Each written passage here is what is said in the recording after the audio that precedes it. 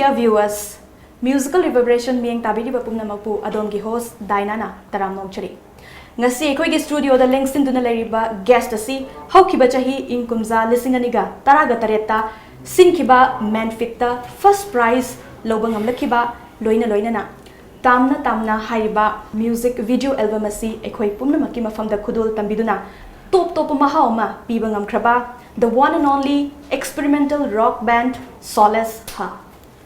Solace Hargi ngasi team C mangadi oibane dubu koi studio the links in dona laribasi ihan hanpada on my extreme right Thaunauzam Rohan lead vocalist mathangda Dipu Loitongbam guitar amadi Roser Achom guitar pumna mapo khagi studio asida tarang nongchari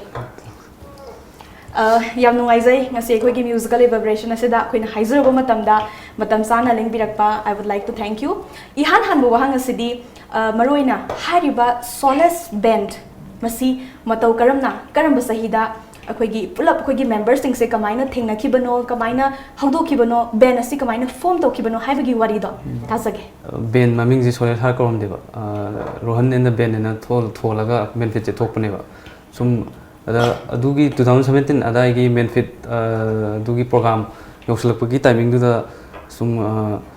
acoustic event am lai rekhole yauji khotchen hainaraga anmain torga khoi sum kai hani de sum thokchen je khotchen je na sum yumda sum khongam badagi sma hainagi ba de thokki ne duga first start pa dagi sum makha sum awat pa mi do hapchalaga keno to ba fana Solace har ni thon ge ya no ngai je dipugi kai mo thambiningi band asi kamaina thengna ki bano imanaba masung manaba ngak to oibra friend circle sing oibra kamaina koi interaction se Roger ibani budi yum jinak na re ko plus ibani je kaino su tawre school mate su ore ko aduga ibani je thaina sum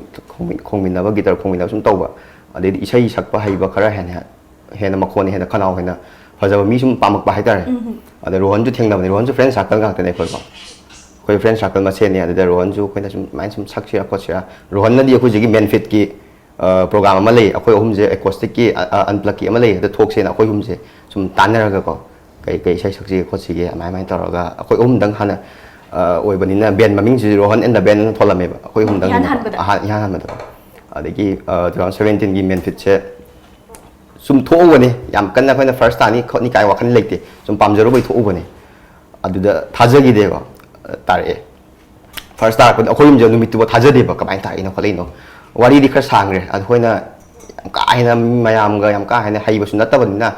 isai duda numit da mina sum pamba oigedra du di khangre adum akoi yen phaja yaudi ban nate yawi ne ko numit da koina judges sing na sum pamjaba plus kaino ju oram tare haidi amna vocal je Rohan gi vocal top am di yawi ma khonje aduda judges sing na su ngsibi ba haita ko yam chamna ko koi hom na isai do yam chamna ngi song am koina saksagi cover tawraga aduda tagi bane yam nungai jai matang size da akoigi Rohan lead vocalist main fit ta phangkiba first prize laukiba gi nungai ba adugi moment su kara share tabiu so khoina main fit se thoraga khoi je perform je padana tawba ngamaktre hedi technical problem haga da koigi guitar je mokhon je nungai te gi khoi je wakhan nungai te na kumdare stage sai ka desi kem kan tawdong mandre second ball lodro mandre yum doina direct yum da halle ko result ngai da bidum ada khoi je yum da sang ringa cha ma thak sen hotel pambaga cha thae degi khoigi men fit tale hoba khoigi yamasing haita moina phone tore kaino noina kano result su hakana tawdre khotri adu no ha yum chali do kai gino noina first tare sine khoi thajade adu bok da cause yengor se na khoi humje chale do khoi humna kano tawde amna thajadana first tale amda maroina band fit the laukiba first prize na sumaram oiraga ngasi Solace har hariba band si hena mapung faba band khoigi oiba male ai sum wakhanda mota ado band si koina tajaba da 5 members khoigi pulapna band si 5 members yawi ngasi khoigi yawba khoigi yahuda ba hai tare ko adugi maming su panbiraga de nawai sagani Irwin Horokchal mana khoi drum thimba aduga bass na Roger Hobam na ongkai lagi yam nungai jai mathang tarakba question oina hangjaningi si music video album akoigi Solace har gi band gi oina su original number oibiriba ꯑꯩꯈꯣꯏꯒꯤ ꯇꯥꯝꯅ ꯍꯥꯏꯔꯤꯕ ꯑꯩꯈꯣꯏꯒꯤ ꯍꯥꯏꯔꯤꯕ music video ꯑꯦꯜꯕꯝꯁꯦ ꯑꯩꯈꯣꯏꯅ ꯎꯖꯕ ꯃꯇꯝꯗ ꯌꯥꯝꯅ unique ꯑꯣꯏꯕ ꯇꯣꯞ ꯇꯣꯞꯄ ꯃꯈꯜꯒꯤ ꯑꯩꯈꯣꯏꯒꯤ ꯑꯦꯜꯕꯝꯗꯁꯨ ꯎꯖꯩ 5th ꯁꯦꯞꯇꯦꯝꯕꯔ ꯑꯗꯨꯒꯨꯝꯕ ꯑꯗꯒꯤ ꯁ꯭ꯇꯥꯏꯜ ꯑꯣꯐ ꯄ꯭ꯔꯖꯦꯟꯇꯦꯁꯟꯁꯦ ꯌꯥꯝ ꯌꯨꯅꯤꯛ ꯑꯣꯏꯕ ꯍꯥꯏꯇꯥꯔꯦ ꯃꯁꯤꯒꯤ ꯂꯤꯔꯤꯛꯁ ꯑꯗꯨꯒ ꯁꯨꯇꯤꯡ ꯇꯧꯕꯗ ꯀꯔꯤ ꯑꯋꯥ ꯅꯨꯡꯉꯥꯏ ꯊꯦꯡꯅꯕꯤꯈꯤꯕꯒꯦ ꯍꯥꯏꯕꯅꯆꯤꯡꯕ ꯑꯗꯨꯒꯤ ꯋꯥꯔꯤꯁꯨ ꯈꯔ ꯁꯤꯌꯔ ꯇꯧꯕꯤꯌꯨ ꯑꯗꯨ ꯁꯤꯒꯤ ꯏꯁꯩꯒꯤ ꯂꯤꯔꯤꯛꯁꯤꯕꯨꯗꯤ ꯀꯨꯏꯔꯦꯕ ꯏꯕ 2013 ꯁ꯭ꯋꯥꯏꯗ ꯏꯕꯅꯦ ꯑꯗꯨꯒ ꯑꯩꯈꯣꯏꯅ ꯕꯦꯟꯁꯦ ꯐꯣꯝ ꯇꯧꯕ ꯍꯧꯔꯛꯄꯗ ꯑꯩꯈꯣꯏꯅ ꯄꯨꯟꯖꯔꯒ ꯀꯝꯄꯣꯖ ꯇꯧꯖꯕ ꯏꯁꯩꯅꯦꯕ ꯑꯗꯒꯤ ꯑꯩꯈꯣꯏꯒꯤ ꯃ꯭ꯌꯨꯖꯤꯛ ꯚꯤꯗꯤꯑꯣꯁꯦ ꯄꯨꯊꯣꯛꯑꯁꯤꯅꯦꯅ ꯇꯧꯔꯒ ꯑꯩꯈꯣꯏꯒꯤ ꯗ꯭ꯔꯃꯔ ꯍꯧꯖꯤꯛ ꯍꯧꯔꯛꯆꯝꯁꯦ ꯃꯥꯅ ꯗꯤꯔꯦꯛꯇꯔ ꯑꯗꯒꯤ ꯀꯦꯃꯦꯔꯥꯃꯦꯟꯁꯨ ꯃꯥ ꯑꯣꯏꯔꯒ ꯄꯨꯂꯞ ꯃꯥꯅ ꯇꯧꯕꯅꯦ ꯑꯗꯨꯒꯤ ꯁ꯭ꯇꯣꯔꯤ ꯂꯥꯏꯟꯁꯨ ꯃꯥꯅ ꯂꯣꯏꯅ ꯀꯩꯅꯣ ꯇꯧꯋꯦ ꯇꯥꯟꯅꯔꯒ ꯃꯥꯅ ꯁ꯭ꯇꯣꯔꯤ ꯂꯥꯏꯟꯁꯦ ꯄꯨꯊꯣꯔꯛꯑꯦ ꯑꯗꯨꯒ ꯑꯩꯈꯣꯏꯒꯤ ꯕꯦꯟ ꯃꯦꯝꯕꯔꯁꯤꯒ ꯇꯥꯟꯅꯔꯦ ꯑꯗꯨꯒ ꯁꯨꯃꯥꯏꯅ ꯅꯝꯁꯤ ꯈꯣꯠꯁꯤꯅ ꯍꯣꯏ ꯌꯥꯅꯔꯒ ꯅꯝꯃꯦ ꯑꯗꯨ ꯅꯝꯕ ꯀꯥꯟꯁꯤꯗ ꯑꯗꯨꯝ ꯑꯄꯟꯕꯗꯤ ꯂꯩꯈꯤꯗꯦ ꯃꯔꯛꯇ ꯀꯔꯐ꯭ꯌꯨꯕꯨꯗꯤ ꯀꯔꯐ꯭ꯌꯨ ꯂꯩꯈꯤꯕ ꯈꯔ ꯂꯩꯈꯤꯕ ꯑꯗꯨ ꯅꯠꯇꯅ ꯑꯗꯨꯝ ꯅꯨꯡꯉꯥꯏꯅ ꯑꯗꯨꯝ ꯅꯝꯈꯤ ꯑꯗꯒꯤ ꯅꯣꯡꯃ ꯑꯩꯅ ꯌꯥꯝ ꯅꯨꯡꯉꯥꯏꯕ ꯑꯃ ꯂꯩ म्यूजिक वीडियो से नंबर लोसलक मतंगसिदा अखोगी बन कइनो याम कनबम लेगने कर्फ्यू लेगे अदा म्यूजिक वीडियो से नमदबे यादो याम नमनिंगबदो होरमदाई अदा अखोगी बन से तौसलगा मरकता हांगिबा अमा लेबने नुदिनदा लोगी बाइता बन कुमथोएना अदु ताबदा अखोइना कनो तौबसिदि एकता ngaktang फोन तौनरगा नमदो होनाबदो अदा याम वाना खरा खतंगदि कनो तौगे बन मरुंग तागिबै को दगी रिलीज तौनी हाइना देसु लेपसलुगुम तौ अदगी नंगना तौरपदि खतंग अवाबमदि ओइ हारिबा अखोगी ओरिजिनल सॉन्ग हाइतारे ओरिजिनल नंबर सोलेस सरगी ओरिजिनल नंबर तामना हारिबसे अखोगी व्यूअर्स की दमक ngasiगी म्यूजिकल रिवर्बरेशन शो सिगी इहान हान बैसे ओइना खुदोक तंबियो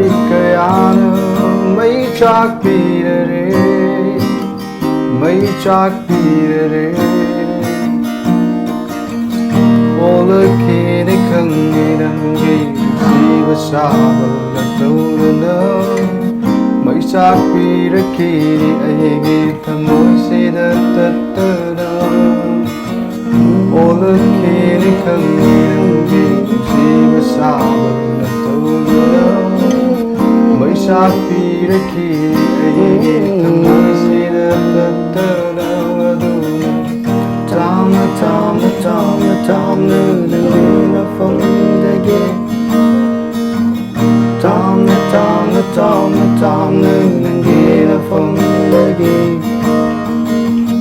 tamna tamna tamna tamna nangina famlagi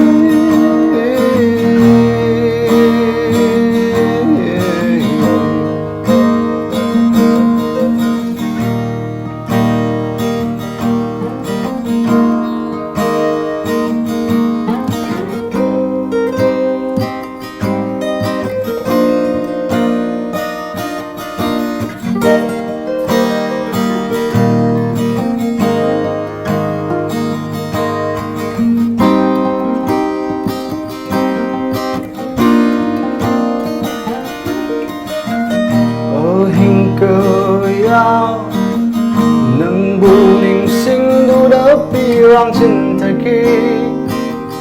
ninh sinh đủ đâu ấy ghi thơ môi đó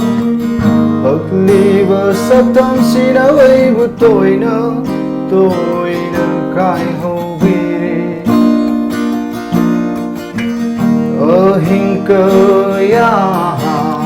nâng bu ninh sinh đủ đỡ pi rang trên thời kỳ ninh sinh đủ đâu ấy ghi thơ ngồi đó ức ly và sắc tâm si đã ấy của tôi nỡ cái hầu vì đi lạc lơ rồi là lạc tơ không lơ rồi là lạc tơ nung si hai đôi rồi cậu thuộc bất tâm ghê lạc rồi là lạc tơ phần rồi là lạc tơ nung si hai đôi rồi cậu thuộc bất tâm ghê đâu tam tam tam tam na phần lagi tam tam tam tam na phần lagi tam tam tam tam na phần lagi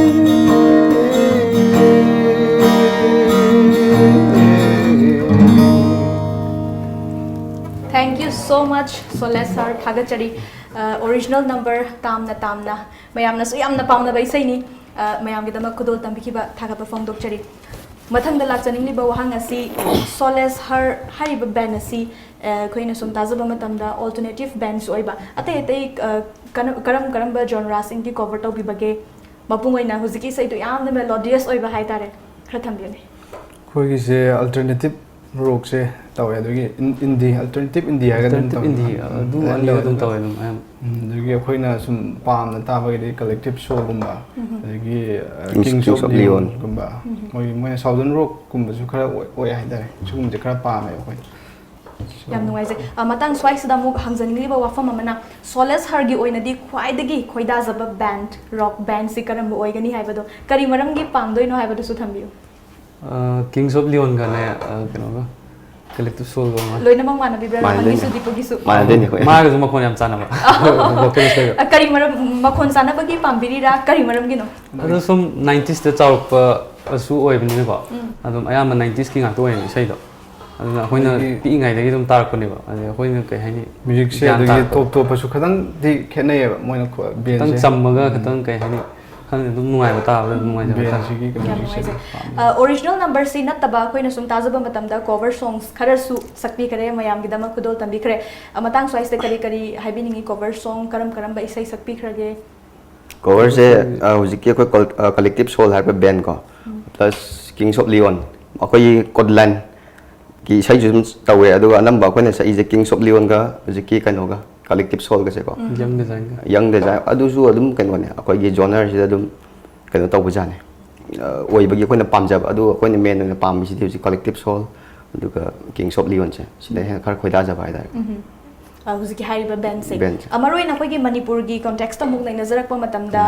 music video ꯑꯦꯜꯕꯝꯁꯤ ꯈꯤꯇꯪ ꯁꯤꯒꯤ ꯁꯥꯏꯠꯇ ꯊꯩꯗꯣꯔꯛꯑꯒ ꯍꯥꯏꯇꯥꯔꯦ ꯃꯔꯨꯑꯣꯏꯅ rock ꯕꯦꯟꯁꯦ ꯍꯧꯖꯤꯛ ꯑꯃꯨꯛ ꯄꯥꯝꯅꯔꯛꯄꯒꯨꯝ ꯃꯃꯤ ꯎꯔꯛꯂꯤ many youths ꯍꯥꯏꯇꯥꯔꯦ ꯌꯨꯠ ꯑꯌꯥꯝꯕ ꯑꯅꯧ ꯑꯅꯧꯕ ꯃꯥꯒꯤ ꯑꯣꯏꯕ ꯏꯚꯟ ꯅꯨꯄꯤ ꯐꯥꯎꯕ ꯃꯁꯥ ꯃꯁꯥꯒꯤ ꯔꯣꯛ ꯕꯦꯟ ꯐꯣꯝ ꯇꯧꯔꯒ ꯍꯧꯖꯤꯛ ꯊꯣꯛꯅꯔꯛꯏ ꯃꯇꯥꯡ ꯁ꯭ꯋꯥꯏꯁꯤꯗ ꯑꯩꯈꯣꯏ ꯃꯅꯤꯄꯨꯔꯗ ꯔꯣꯛ ꯕꯦꯟꯒꯤ ꯐꯤꯕꯝ ꯃꯥꯒꯤ ꯄ꯭ꯂꯦꯠꯐꯣꯝꯁꯦ ꯈꯤꯇꯪ ꯋꯤꯛ ꯑꯣꯏꯕꯒꯨꯝ ꯑꯩꯈꯣꯏꯅ ꯁꯨꯝ ꯎꯖꯩ ꯀꯩ ꯃꯣꯠ ꯊꯝꯕꯤꯒꯅꯤ ꯈꯔ ꯊꯝꯕꯤꯌꯨ ꯋꯤꯛꯇꯤ ꯈꯔ ꯑꯣꯏ ꯈꯔ ꯀꯩ ꯍꯥꯏꯅꯤ ꯊꯥꯏꯅꯗꯒꯤꯕꯨꯗꯤ ꯈꯤꯇꯪꯕꯨꯗꯤ ꯍꯦꯟꯒꯠꯂꯦꯀꯣ ꯑꯗꯨꯒ ꯌꯥꯝꯅ ꯀꯝꯃ꯭ꯌꯨꯅꯤꯇꯤꯁꯦ ꯌꯥꯝ ꯄꯤꯛꯄ ꯍꯥꯏꯇꯥꯔꯦ ꯑꯩꯈꯣꯏꯒꯤ ꯁꯨꯃꯥꯏꯅ ꯄꯥꯝꯕꯁꯦ ꯃꯤ ꯀꯌꯥ ꯂꯩꯇꯕ ꯍꯥꯏꯇꯥꯔꯦ ꯑꯗꯣ ꯈꯪꯗꯦ ꯑꯩꯈꯣꯏꯒꯤ ꯖꯦꯅꯦꯔꯦꯁꯟꯁꯤꯗꯒꯤꯗꯤ ꯈꯔ ꯐꯔꯛꯀꯗ꯭ꯔꯥꯗꯤ ꯑꯩꯈꯣꯏꯒꯤ ꯃꯅꯤꯄꯨꯔꯒꯤ ꯑꯣꯏꯅꯗꯤ ꯑꯗꯨꯝ ꯍꯤꯟꯗꯨꯁꯇꯥꯅꯤꯒꯨꯝꯕꯁꯤꯅ ꯑꯗꯨꯝ ꯄꯤꯛꯏꯉꯩꯗꯒꯤ ꯀꯃꯟ ꯑꯣꯏꯅ ꯇꯥꯟꯅꯕ ꯑꯍꯜꯁꯨ ꯑꯉꯥꯡꯁꯨ ꯄꯨꯂꯞ ꯇꯥꯟꯅꯩꯗꯅ ꯁꯤꯅ ꯍꯦꯟꯅ ꯏꯝꯄꯣꯔꯇꯦꯟꯁ ꯑꯣꯏꯅ ꯂꯧꯅꯕ ꯍꯥꯏꯇꯥꯔꯦ ꯗꯤꯄꯨ ꯀꯩ ꯄꯣꯠ ꯊꯝꯕꯤꯅꯤꯡꯉꯤ ꯍꯥꯏꯗꯤ ꯍꯥꯏꯔꯤꯕ ꯑꯩꯈꯣꯏꯒꯤ ꯃꯅꯤꯄꯨꯔꯗ ꯏꯝꯄꯣꯔꯇꯦꯟꯁ ꯏꯄꯤ ꯄꯤꯗꯕ ꯍꯥꯏꯇꯥꯔꯦ ꯔꯣꯛ ꯕꯦꯟ ꯇꯧꯔꯒꯗꯤ ꯁꯝꯇꯥꯏꯝꯁ ꯑꯩꯈꯣꯏꯅ ꯇꯥꯕ ꯃꯇꯝꯗ ꯔꯣꯛ ꯕꯦꯟ ꯇꯧꯔꯒ ꯀꯩ ꯀꯥꯟꯅꯗꯣꯏꯅꯣ ꯍꯥꯏꯕꯁꯦ ꯌꯥꯝ ꯇꯥꯕꯗ ꯅꯨꯡꯉꯥꯏꯇꯕ ꯑꯗꯨꯒꯨꯝꯕ ꯐꯤꯜ ꯑꯃ ꯅꯨꯡꯉꯥꯏꯇꯕ ꯐꯥꯎꯕꯁꯨ ꯑꯗꯨꯝ ꯌꯥꯎꯏ ꯃꯁꯤ ꯀꯔꯤꯒꯤꯅꯦꯅ ꯈꯟꯕꯤꯒꯦ ꯑꯗꯨꯒ ꯀꯔꯤ ꯇꯧꯔꯒꯗꯤ ꯑꯩꯈꯣꯏꯒꯤ ꯄ꯭ꯂꯦꯠꯐꯣꯝ ꯑꯆꯧꯕ ꯑꯃ ꯂꯩꯕ ꯌꯥꯕꯒꯤ ꯃꯃꯤꯁꯦ ꯇꯥꯔꯛꯀꯅꯤ ꯍꯥꯏꯅ ꯈꯟꯕꯤꯕꯒꯦ ꯀꯩꯅꯣꯅꯦ ꯃꯅꯤꯄꯨꯔꯗ ꯔꯣꯛ ꯕꯦꯟꯒꯤ ꯍꯥꯏꯗꯤ ꯑꯥꯔꯇꯤꯁ ꯀꯣ ꯔꯣꯛ ꯕꯦꯟ ꯃꯦꯝꯕꯔꯕꯨ ꯍꯥꯏꯔꯒ ꯑꯥꯔꯇꯤꯁꯁꯤꯡꯁꯦ ꯀꯩꯅꯣ ꯇꯧꯗꯦ ꯀꯅꯥ ꯑꯩꯈꯣꯏꯒꯤ ꯃꯄꯥꯟ ꯂꯝꯒꯤ ꯃ꯭ꯌꯨꯖꯤꯛꯁꯤꯌꯟ ꯚꯣꯀꯦꯜ ꯀꯣ ꯁꯤꯒꯨꯝꯕꯁꯤꯗꯩ ꯀꯩꯁꯨ ꯇꯥꯕ ꯑꯣꯏꯗꯦ ꯑꯗꯨꯅ ꯑꯩꯈꯣꯏꯒꯤ ꯇꯦꯂꯦꯟ ꯂꯩꯕ ꯃꯌꯥꯝ ꯂꯩ ꯑꯩꯈꯣꯏꯗꯩꯁꯨ ꯍꯦꯟꯕ ꯃꯌꯥꯝ ꯑꯃ ꯑꯩꯈꯣꯏꯗꯤ ꯖꯁ ꯀꯨꯏꯗ꯭ꯔꯤꯀꯣ ꯊꯥꯏꯅꯒꯤ ꯊꯥꯏꯅꯒꯤ ꯑꯍꯟ ꯌꯥꯝꯅ ꯃꯃꯤꯡ ꯆꯠꯄ ꯃꯌꯥꯝ ꯑꯃ ꯂꯩ ꯃꯣꯏꯅ ꯃꯄꯥꯟ ꯂꯝꯗꯩ ꯀꯩꯁꯨ ꯑꯩꯈꯣꯏꯒꯤ ꯃꯅꯤꯄꯨꯔꯒꯤꯅ ꯀꯩꯁꯨ ꯇꯥꯕ ꯅꯠꯇꯦꯕ ꯃꯣꯏꯅ ꯀꯩꯁꯨ ꯍꯦꯟꯕ ꯅꯠꯇꯦꯕ ꯑꯩꯈꯣꯏꯒꯤ ꯁꯤꯗꯩ ꯁꯞꯄꯣꯔꯠ ꯁꯝꯅ ꯍꯥꯏꯕꯗ ꯑꯩꯈꯣꯏꯒꯤ ꯁꯞꯄꯣꯔꯠꯁꯤ ꯈꯤꯇꯪ ꯋꯥꯠꯂꯦ ꯑꯃꯗꯒꯤꯕꯨ ꯑꯣꯏꯔꯣ ꯖꯁ ꯑꯦꯅꯤ ꯁꯤꯟꯕꯤ ꯂꯥꯡꯕꯤꯕꯁꯦ ꯈꯔ ꯋꯥꯠꯄ ꯍꯥꯏꯇꯥꯔꯦ ꯏꯁꯩꯁꯦ ꯄꯥꯝꯖꯔꯒꯅ ꯑꯩꯈꯣꯏꯅ ꯁꯤꯖꯕ ꯑꯩꯈꯣꯏꯅ ꯁꯛꯀꯗꯕ ꯑꯩꯈꯣꯏꯒꯤ ꯁꯣ ꯍꯥꯏꯇꯥꯔꯦꯀꯣ ꯑꯩꯈꯣꯏꯒꯤ ꯕꯦꯟꯒꯤ ꯁꯣꯁꯦ ꯑꯩꯈꯣꯏꯅ ꯁꯨꯝ ꯁꯤꯟꯖꯔꯒ ꯑꯩꯈꯣꯏꯅ ꯁꯨꯝ ꯇꯤꯀꯦꯠ ꯌꯣꯟꯕꯅꯤ ꯈꯪꯗꯦ ꯑꯃ ꯇꯧꯕꯅꯤ ꯈꯪꯗꯦ ꯑꯇꯣꯞꯄ ꯒꯦꯁ ꯕꯦꯟ ꯈꯔ ꯍꯦꯛ ꯀꯧꯔꯒ ꯑꯩꯈꯣꯏꯅ ꯏꯁꯥꯅ ꯁꯨꯝ ꯁꯤꯟꯖꯕ ꯍꯥꯏꯇꯥꯔꯦ ꯃꯤꯅ ꯁꯤꯟꯖꯕꯒꯤ ꯀꯩꯅꯣꯁꯦ ꯈꯔ ꯋꯥꯠꯄ ꯑꯗꯨꯕꯨ ꯍꯧꯖꯤꯛꯀ ꯍꯥꯏꯔꯒꯗꯤ ꯈꯔ ꯈꯦꯠꯅꯔꯦ ꯊꯥꯏꯅ ꯃꯇꯝꯒ ꯍꯥꯏꯔꯒꯗꯤ ꯍꯧꯖꯤꯛꯀꯗꯤ ꯃꯌꯥꯝ ꯈꯦꯠꯅꯔꯦ ꯍꯧꯖꯤꯛꯇꯤ ꯃꯌꯥꯝ ꯑꯃꯗꯤ ꯑꯩꯈꯣꯏꯒꯤ ꯁꯝꯅ ꯍꯥꯏꯔꯕꯗ ꯁꯉꯥꯏ ꯐꯦꯁꯇꯤꯚꯦꯜꯕꯨ ꯑꯣꯏꯔో ꯑꯗꯩꯗꯤ ꯇꯨꯔꯤꯖꯝ ꯐꯦꯁꯇꯤꯚꯦꯜ ꯁꯤꯒꯨꯝꯕ ꯃꯌꯥꯝꯗ ꯑꯩꯈꯣꯏ ꯔꯣꯛ ꯕꯦꯟ ꯀꯣ ꯑꯗꯨ ꯃꯌꯥꯝ ꯀꯧꯔꯒ ꯈꯔ ꯍꯦꯟꯅ ꯃꯌꯥꯝꯅ ꯄꯥꯝꯅꯕ ꯍꯥꯏꯇꯥꯔꯦ ꯁꯤꯒꯨꯝꯕ ꯈꯔ ꯀꯧꯕꯗꯤ ꯍꯧꯔꯛꯑꯦꯕ ꯊꯥꯏꯅꯒꯤ ꯍꯥꯏꯔꯒꯗꯤ ꯍꯧꯖꯤꯛꯅ ꯈꯤꯇꯪꯗꯤ ꯀꯩꯅꯣ ꯇꯧꯕ ꯃꯃꯤ ꯈꯔ ꯎꯔꯦ ꯑꯩꯈꯣꯏꯁꯦ ꯍꯤꯡꯕ ꯌꯥꯔꯤ ꯍꯥꯏꯕꯁꯦ ꯁꯨꯃꯥꯏꯅ ꯈꯤꯇꯪꯗꯤ ꯗꯤꯄꯨꯅ ꯊꯝꯕꯤꯔꯤꯁꯦ ꯑꯩꯈꯣꯏꯒꯤ ꯃꯌꯥꯝꯅꯁꯨ ꯁꯤꯟꯕꯤꯕ ꯍꯥꯏꯇꯥꯔꯦ ꯑꯩꯈꯣꯏꯒꯤ ꯃꯌꯥꯝꯅꯁꯨ ꯔꯣꯛ ꯕꯦꯟꯁꯤꯒꯤ ꯃꯐꯝ ꯑꯃ ꯄꯤꯕꯤꯕ ꯑꯦꯅꯤ ꯐꯦꯁꯇꯤꯚꯦꯜꯁꯀꯨꯝꯕ ꯁ꯭ꯇꯦꯠꯀꯤ ꯑꯣꯏꯕ ꯊꯣꯛꯄ ꯃꯇꯝꯗꯁꯨ ꯔꯣꯛ ꯕꯦꯟꯒꯤ ꯊꯥꯡꯉꯩꯁꯤꯡꯅ ꯇꯣꯉꯥꯟꯅ ꯍꯥꯏꯇꯥꯔꯦ ꯁꯤꯟꯕꯤꯕꯁꯤꯅꯦꯕ ꯗꯔꯀꯥꯔ ꯑꯣꯏꯔꯤꯁꯦ ꯌꯥꯝ ꯊꯥꯒꯠꯆꯔꯤ ꯉꯁꯥꯏ ꯕꯦꯟꯁ ꯈꯔ ꯄꯟꯕꯤꯈ꯭ꯔꯦ ꯁꯣꯂꯦꯁ ꯁꯔꯅ ꯉꯥꯎꯖꯕ ꯄꯥꯝꯖꯕ ꯕꯦꯟꯁꯤꯡꯗꯨꯒꯤ ꯃꯔꯛꯇꯒꯤ ꯏꯁꯩ ꯑꯃꯇꯪꯒ ꯁꯦꯀꯦꯟ ꯅꯝꯕꯔ ꯑꯣꯏꯅ ꯈꯨꯗꯣꯜ ꯇꯝꯕꯤꯌꯨ ꯀꯂꯦꯛꯇꯤꯚ ꯁꯣꯜꯒꯤ ꯀꯚꯔ ꯁꯣꯡ ꯑꯝꯇꯪ ꯃꯌꯥꯝꯗ ꯈꯨꯗꯣꯜ ꯇꯧꯖꯒꯦ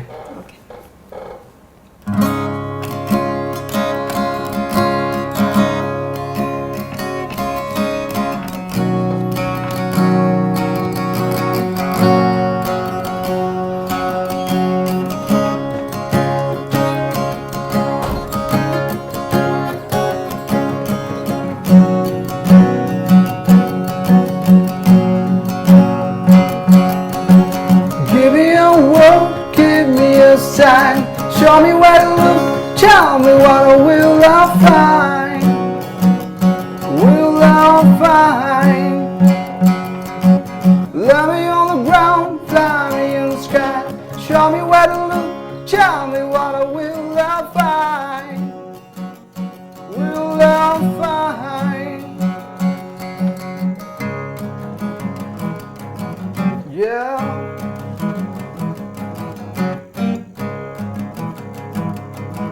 Yeah.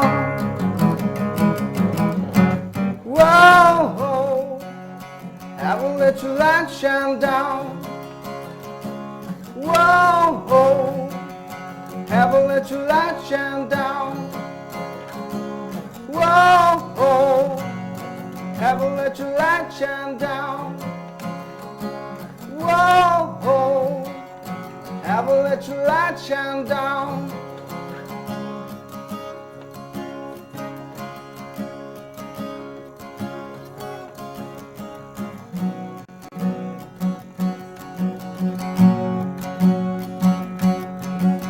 Love is in the water, love is in the air. Show me where to look, tell me will love be there? Will love be there? Teach me how to speak, teach me how to share. Teach me where to go, tell me will love be there? Will love be there?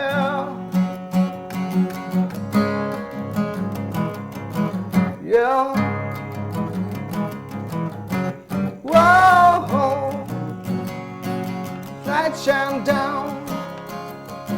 Whoa, never let your light shine down. Whoa, never let your light shine down. Whoa, never let your light shine down.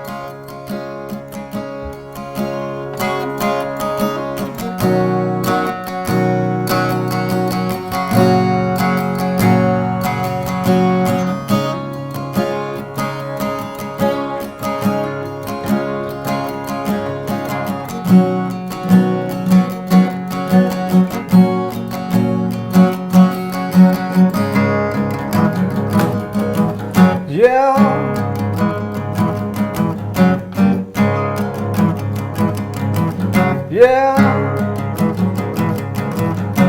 Whoa, never let your light shine down. Whoa, never let your light shine down. Whoa, never let your light shine down. Whoa, never let your light shine down.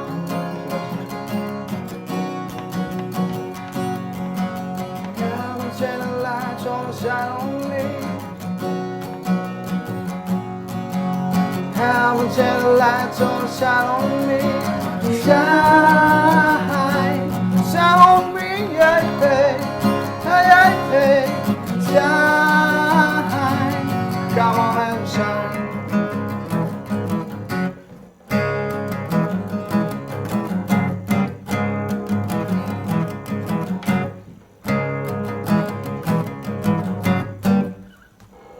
Thank you so much.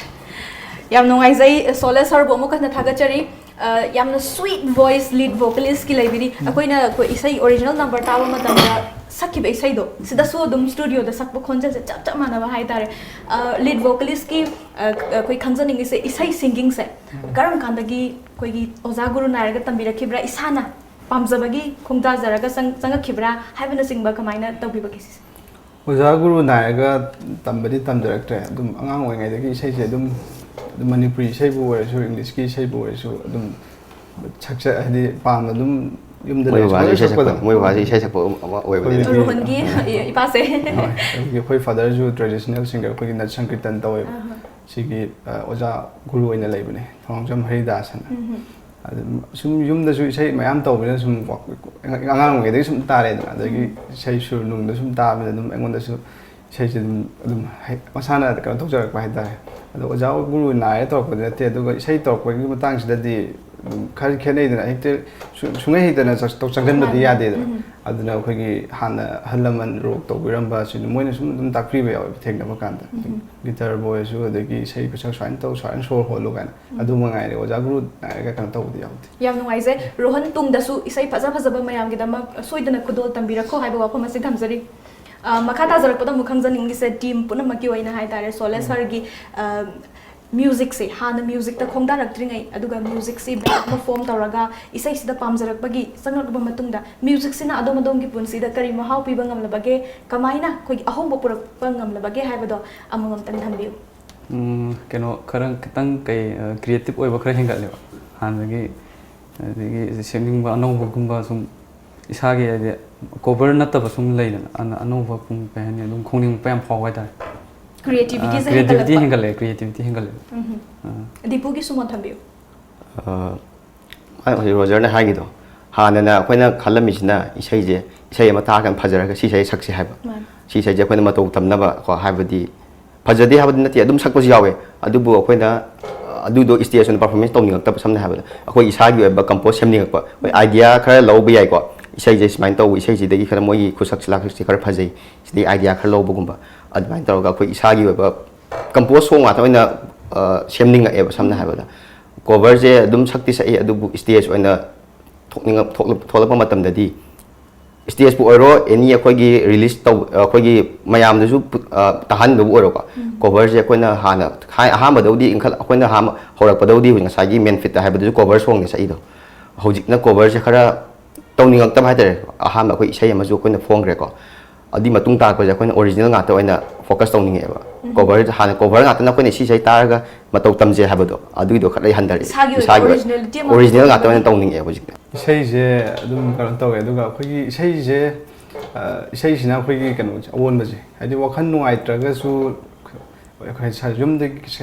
ꯏꯁꯧ ꯂꯥꯡꯅꯔ ꯊꯣꯛꯂꯛꯄ ꯑꯣꯏꯔꯒꯁꯨ ꯀꯣ ꯑꯗꯒꯤ ꯑꯣꯐꯤꯁꯇꯒꯤ ꯃꯣꯏꯅ ꯊꯕꯛꯇꯒꯤ ꯀꯩꯅꯣ ꯁꯨꯝ ꯅꯨꯡꯉꯥꯏꯇꯕꯤꯗ ꯍꯥꯏꯗꯤ ꯑꯣꯐꯤꯁꯇꯒꯤ ꯈꯠꯅꯔꯒ ꯂꯥꯛꯑꯒꯁꯨ ꯑꯩꯈꯣꯏꯒꯤ ꯏꯁꯩꯁꯦ ꯄꯨꯟꯕ ꯃꯇꯝꯗ ꯑꯗꯨꯝ ꯋꯥꯈꯜꯁꯦ ꯑꯋꯥ ꯑꯁꯥꯎꯕ ꯂꯣꯏꯅ ꯀꯥꯎꯋꯦꯀꯣ ꯁꯤ ꯑꯗꯨꯗꯒꯤ ꯏꯁꯩ ꯑꯣꯔꯤꯖꯤꯅꯦꯜ ꯀꯩꯅꯣ ꯐꯣꯡꯕꯁꯦ ꯌꯥꯔꯤꯈꯩꯗꯤ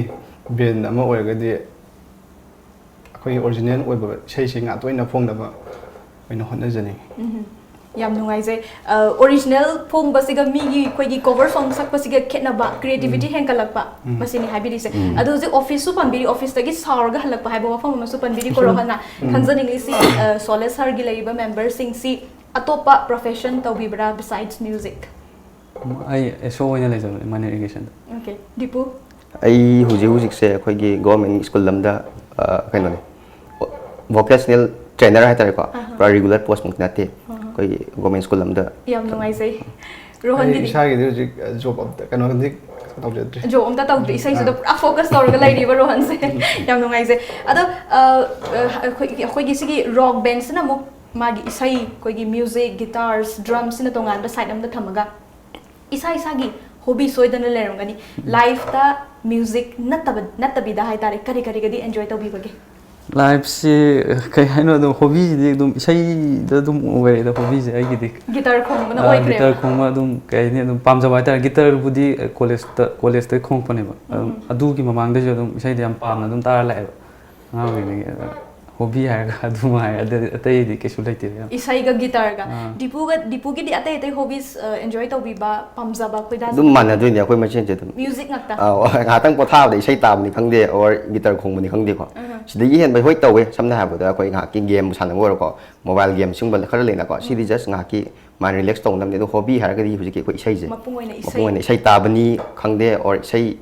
ꯁꯦꯝꯕꯅꯦꯕ ꯈꯪꯗꯦ ꯒꯤꯇꯔ ꯈꯣꯡꯕꯅꯦꯕ ꯈꯪꯗꯦ ꯁꯤꯗꯒꯤ ꯍꯦꯟꯕꯗꯤ ꯀꯩꯁꯨ ꯂꯩꯇ꯭ꯔꯦ ꯌꯥꯝ ꯅꯨꯡꯉꯥꯏꯖꯩ ꯑꯗꯣ ꯑꯞꯀꯃꯤꯡ ꯄ꯭ꯂꯥꯟꯁ ꯑꯦꯟ ꯄ꯭ꯔꯣꯖꯦꯛꯁꯇ ꯃꯌꯥꯝꯒꯤꯗꯃꯛ ꯑꯅꯧꯕ ꯑꯩꯈꯣꯏꯒꯤ ꯑꯦꯜꯕꯝꯕꯨ ꯑꯣꯏꯔꯣ ꯏꯁꯩꯕꯨ ꯑꯣꯏꯔോ ꯈꯨꯗꯣꯜ ꯇꯝꯒꯗꯕ ꯂꯩꯔꯤꯕ꯭ꯔꯥ ꯍꯧꯖꯤꯛ ꯀꯔꯤ ꯄ꯭ꯔꯦꯖꯦꯟꯠꯂꯤ ꯀꯣ ꯀꯔꯤ ꯏꯁꯩ ꯍꯥꯏꯇꯥꯔꯦ ꯑꯗꯨꯗ ꯑꯦꯟꯒꯦꯖ ꯇꯧꯔꯒ ꯂꯩꯕꯤꯔꯤꯕꯒꯦ ꯏꯁꯩꯁꯦ ꯍꯧꯖꯤꯛꯁꯦ ꯏꯁꯩ ꯑꯃ ꯀꯝꯄꯣꯖ ꯇꯧꯅꯕ ꯀꯟꯅ ꯍꯣꯠꯅꯔꯤ ꯑꯗꯨ ꯄꯨꯔꯥ ꯀꯩꯅꯣ ꯇꯧꯕꯗꯤ ꯀꯝꯄꯣꯖ ꯇꯧꯕꯗꯤ ꯂꯣꯏꯗ꯭ꯔꯤ ꯑꯗꯣ ꯃꯊꯪꯒꯤ ꯃꯌꯥꯝꯗ ꯈꯨꯗꯣꯜ ꯇꯧꯅꯕ ꯑꯃ ꯁꯦꯝꯕꯕꯨꯗꯤ ꯍꯧꯔꯕꯀꯣ ꯔꯤꯂꯤꯁꯇꯤ ꯇꯧꯗ꯭ꯔꯤꯕ ꯇꯧꯗ꯭ꯔꯤ ꯁꯦꯝꯕꯁꯨ ꯄꯨꯔꯥ ꯄ꯭ꯔꯣꯕꯦꯕ꯭ꯂꯤ ꯀꯔꯝ ꯀꯥꯟꯗ ꯔꯤꯂꯤꯁ ꯇꯧꯕꯒꯤ ꯑꯗꯨꯗꯤ ꯍꯥꯏꯕ ꯉꯝꯗ꯭ꯔꯤ ꯍꯧꯖꯤꯛꯁꯦ ꯖꯁ ꯑꯩꯈꯣꯏꯅ ꯁꯦꯝꯕ ꯍꯧꯔꯛꯄꯗ ꯉꯥꯏꯔꯤꯕꯀꯣ ꯑꯗꯨꯒ ꯑꯩꯈꯣꯏꯒꯤ ꯃꯦꯝꯕꯔ ꯃꯌꯥꯝꯗꯨꯒꯤ ꯑꯩꯈꯣꯏ ꯃꯥꯒꯤ ꯗ꯭ꯔꯝꯕꯨ ꯑꯣꯏꯔꯣ ꯕꯦꯁꯕꯨ ꯑꯣꯏꯔꯣ ꯍꯥꯞꯄ ꯌꯧꯗ꯭ꯔꯤꯕ ꯍꯥꯞꯇ꯭ꯔꯤꯕꯀꯣ ꯍꯧꯖꯤꯛꯀꯤ ꯂꯤꯔꯤꯛꯁ ꯂꯩꯔꯦ ꯑꯩꯈꯣꯏ ꯒꯤꯇꯥꯔ ꯁꯨꯃꯥꯏꯅ ꯀꯥꯕꯛ ꯀꯥꯕꯛ ꯁꯦꯝꯕ ꯍꯧꯒꯠꯂꯛꯄꯗ ꯉꯥꯏꯔꯤ ꯑꯗꯨꯅ ꯃꯇꯝꯁꯦ ꯂꯦꯞꯄꯗꯤ ꯉꯝꯗ꯭ꯔꯤ ꯃꯃꯤꯡꯗꯤ ꯑꯣꯔꯤꯖꯤꯅꯦꯜ ꯅꯝꯕꯔꯁꯤꯒꯤ ꯃꯃꯤꯡꯗꯤ ꯀꯩ ꯑꯣꯏꯗꯣꯏꯅꯣ ꯏꯁꯩꯁꯤꯒꯤ ꯃꯤꯇꯝ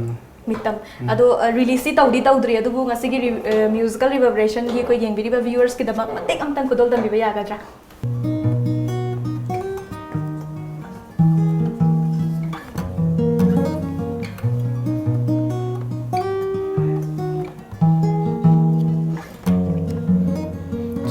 Kare naatge, laaf kare famdage, pai kare lai chilum, mang kare kongolum.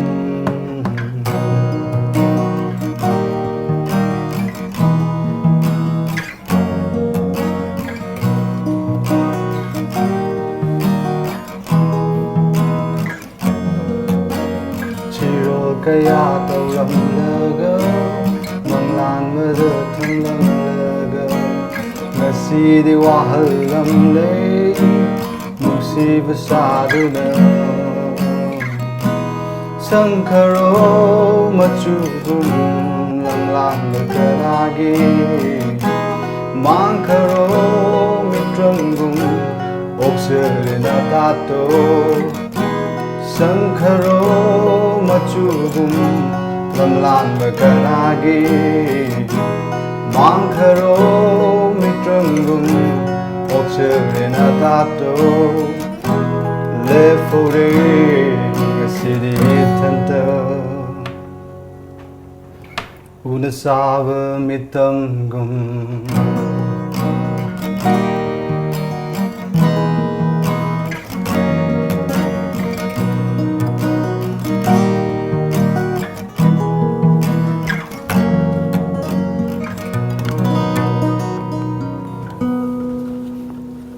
Thagachari, हमको है ना thagachari ihan hanba original number tamna hari basi rohanna isana jadi lyrics e biki bani mitam sesu rohanna isamakna lyrics e bibo idera kamai tabu lyrics se akhoi gi yamba igi cousin brother am mana pibirak pane do mana sum si isai si ya do yewona pirak pa do pi ai da mo happy semdoga compose tau chab Solace hargi team dagi कोई rock band से form तौरगदी लेजक्रे अदुबु Manipur दा हौरक्लिबा तोंगान तोंगान बा youths में अममा हौरक्ली rock band बु पामजबा मखोइदा करी करी गदी हाइबिनिंग निहन नब पोक नतबा अखोय होटनाजे हाबा वाखन मन लेदको नोंग नत्रगा नोंग बदी दुम मयामना दुम खंगपदी ओइदोनि होटनाबा लेपत्रगदी नतबिदा अखोयना इसै जे पामजरे sak sak e khotle samne habada rock concert amda crowd letrabani अखोय sakningde इसै सागा सु बीट लेतबा अमा लेदना को नतबा perform the best tapi bahasa aku isai crowd ni yang bikira crowd no fazai bu hai gara thi bu hai gara aku gi best perform tawi bahasa ko plus aku ina isai se compose taw bosi madi yam thin ta honinge rock band amor gadi isai compose letra gadi mina ne moi gi sai hai wai kai reng khalo tam ngam ponte rock band kai reng khalo thabak na chinna na family na yak na pun sang na reng khalo makoi gi keno se history je hoji ki harba compose song jina oi haude ne ba compose le haudra di cover song sa ama ga tok thra di makoi history ju le haure ko aduna aina haining badi rock band inkhalai ba sing je cover ju sakadam apa me sen sakpi gadam akoi ju saksari ko isai compose ti semba compose mi na khangbi hau ko adu yam haining compose semba sima di ai ngone sa yam tin suggestion pb ning moida no inkhalai ba rock band members sing je ko moida koi dipuna haibi siam phazabani koi gi isagi oiba originality ama laiba se masini koi gi dipuna thambiri se duga loina na artist amana bhabok laiba laitaba thidana isagi oiba best level the performance pi basini mathang da haibi mathang gi guitar pai bi riba sum apam do kai hani adum the career da adum apan madi dum lak taw leram ne makoi na apam da aduduna kai ningan malaitana adum honna ba haitar adum makoi na apam da dum kan na honna haitar tanarga adum teamwork ni na ba ko sidi amaga di teamwork oina su leibani na team members pun mag leibani na isana pam na sangsala iba khongthang sida dumak focus tawraga sa se haibani ba rozana thambiri se rohan ge su mod khra thambiyo khoi gi upcoming youths ta ko inspiration oina na ba haitare Solace harsina inspiration oiraga khoi gi tongan tongan ba rock bands form tawba ngamna na ba sum rock taw bai sima tabu khoi rock taw har ga mi kanu na khoi yam lang bai ta na khan da yum da su rock taw ha ga kanum khali da khang do dum yum da jo pan ba su pirak pa su yaw kai no rock taw ka do dina ko tana adum kem ning han na ba lai ta bida ai apam ba do thung na ba hona sana bu pamaga di dum oyak se masa ta bane matang size da mu hangjaning ba wafam na Solace hargi leiba members mangani hoji studio da family ba hum se akoi gi family side ta gi hai tare support loina mak toraga tholakpi ba member ngak to obibra Roger gi mod hana thambiyo ai adum support tawbi family adum akoi ba ga du yeng lak pe awai dum makta ma sang kan adu support ki di am noi koi chena su dum kai ni support tawbi full support phangire Roger gi am nungai se dipu gi di kai mod thambiningi ai gidi ko ma ju isai tawe isai jina huje ke ro noi father gi dawna na changkin tan ko ma gi su ko aduna isai di ma di aina taw bu dei man hen interest lai gre pamjaba masana pamjaba ju oire ko aduna dum yam support akhoi iche sing na ju aina isai tawri isai sakani adedi amabu oro man interview la kani har moi den harau jaba moi den hena ai ngon de moi ne harau re ai sakani ko kani ha ba moi ne na ka I dress set kani kai wari ni ko example moi ne hena kan to bi ba ta thawai au bi ba ta ko am to ke performance ta bada yam harau jai rohan ki di soidana support tawi ram kani to kana na he na gadi tawi ba ge ha ba do khra thambi support se adum akhoi ma baba loina dum support se dum to ihan hanbadi rock ni kai habda karam khalam bajani sei manipuri sak chana sak tana khotana kamai taw bun da utho kan da de ngena support taw bire hik yam nungai jeng asi lengsin biri ba guest ahum sing si loi mak full support na tani masi ta ba da yam nungai sai support su loi tawrabani na family gi matang da ko ima pabung gi ming siblings kya no chil nau kya no ha ba do rohon da gi hobi khoi ji pulap na khoi manga lei khoi abok ne ima ne khoi baba ne dagi isanupi amaga aiga akhoi manga lei lei family dipu gi su thambi ai baba bodi lagi tre ko 4 years makum phare baba ming na loitong ba mani chandra mama gi na mama ni leiri mama damini kawe aduga ichinau je manga ne ai mathak ta nupi ata mari aina aton bane ichi mari mayum de loin pan re aduga akhoi ini ni hai di baba gi machan pi am ga le akhoi punna le huji huji le yum de le je ai ne ima ne aduga akhoi ni ne aduga okay igina akhoi chilina ahum ne ichi amaga itanupi amaga aduga akhoi baba mingna chongkhogen mama gina satawla loisalak pa swais da question amani dang laksa hoge huzik phamiri ba rohan dipu roger gi khwaidagi hainada ba pamda ba pot ahum tang thabak ahum tang haibiu khwaidagi khoida jaba pamjaba thabak ahum tang oi da bangang ba ko ade di wa yam lot pa mi aduga akhoi mi je tawbimal khangda ba roger gi haira sira khwaidagi hainada ba ahum ai wa yam ngang ba hainada ba amana hawai mana thong ba am hainada roger gi hawai bana thong ba hainadre wa yam ngang ba mi se hainade amatang ga thambiramu muse amade khannu kamle ama point ama khanbiramu ko min time rohan gi thambiro ni khwaidagi hainada ba ahum inta bai wang kano mi aruba ga haina bado adum de khara haina de adagi jang da kana kano se saubri ji am pamja da aduga ina haina da bai yamna thandale yamna chikna lening bata kan da yam lang ba se yam hain da bai sei gum sei ngai da sei gum yamna lang slak ba kwai so yam hain taw ya da ba mi lang se yam hain da haida point ama wal hori male roger gi ai ju mi langchalak pa yam hainate ba adagi kai hani mina ga kano tumninga kanda ga tv ga hong thajalak ba hong ingna signal like ba ngak tan ne pami se dipu gi khwaidagi pamba insang se kaino ngasai chilau thi di habi khre ko aduna aina yamna pamba khoi mai tai hinjang de haraga di ron chaw ka tang de sawi yam pam oh sauri pam na rohan na saugi pam da ba hawai mana thong ma pam da ba rohan gi khwaidagi pamba insang se kaino besides meat na tabida Manipuri insang kangsoi roger gi di ai de hangam pam yam no ngai se aduga loina na ngasi gi musical reverberation gi tv show se gi last song viewers ta kudol ta biboina Solace harna isa yamatanga present awiram khogi uji kudol to ga doi sai si collective soul gi khogi na kan da main fit ta winner ogi be sai da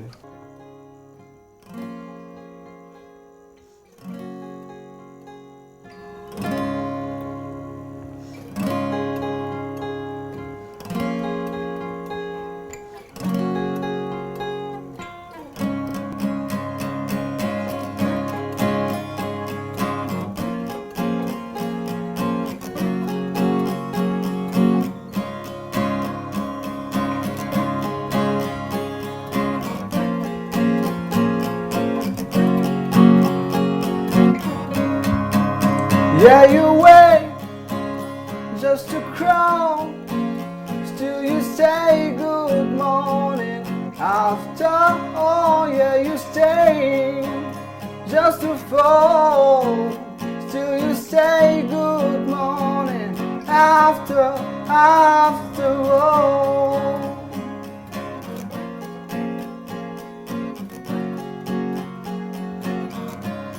After all.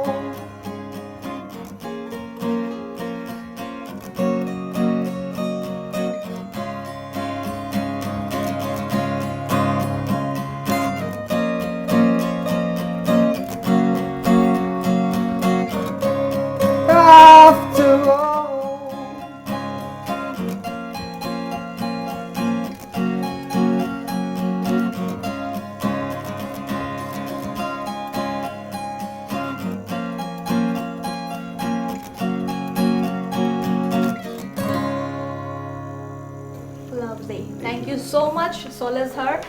ngasi khoi studio da lakpiduna musical reverberation gi show sigi saruk ama oina mapung phahan biba aduga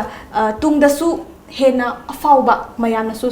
khangbiba haiba tare adugum laba rock band oibiu kuina mayamgi seba tawbu ngabiko haiba wafam asi TOMTV gi maikaidagi mahut sanjaraga Solace harda thamjari Thagachari TOMTV